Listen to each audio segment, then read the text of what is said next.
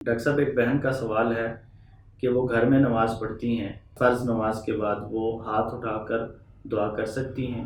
قرآن و سنت کی روشنی میں رہنمائی درکار ہے۔ الحمدللہ والصلاة والسلام علی رسول اللہ، اما بعد۔ اس سوال کے جواب میں چند امور کا تذکرہ کرنا چاہوں گا۔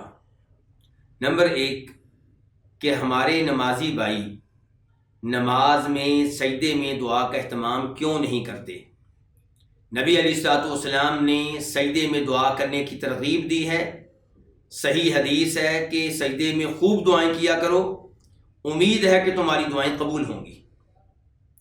دوسرے نمبر پہ ہمارے بھائی اتحیات میں سلام پھیرنے سے پہلے دعا کیوں نہیں کرتے؟ نبی علیہ الصلوۃ والسلام نے اس موقع پہ بھی دعا کرنے کی ترغیب دی ہے۔ تیسرے نمبر پہ ہمارے بھائی اذان اور اقامت کے مابین دعا کیوں نہیں کرتے؟ اس موقع کے بارے میں بھی نبی علیہ الصلوۃ والسلام فرماتے ہیں کہ اس موقع پہ جو دعا کی جائے وہ دعا رد نہیں ہوتی۔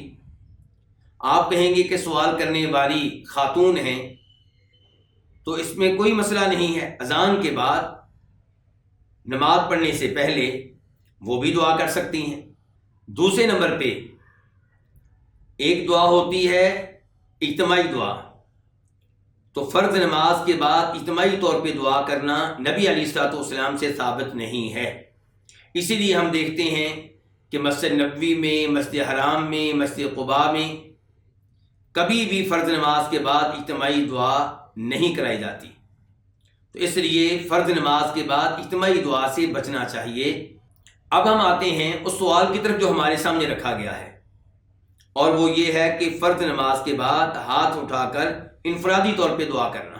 تو یہاں پہ بھی ہم اپنی بہن سے پہلی بات تو وہی کہیں گے جو پہلے میں ذکر کر چکا ہوں کہ آپ سجدے میں یا تحیات میں یا فرض نماز سے پہلے اذان کے بعد دعا کر لیا کریں، اور اگر ان کا اصرار ہے کہ میں نماز کے بعد ہی دعا کروں گی تو ہم ان سے کہیں گے کہ پہلے آپ اذکار کر لیں اور اذکار کے بعد ہاتھ اٹھائے بغیر دعا کر لیں۔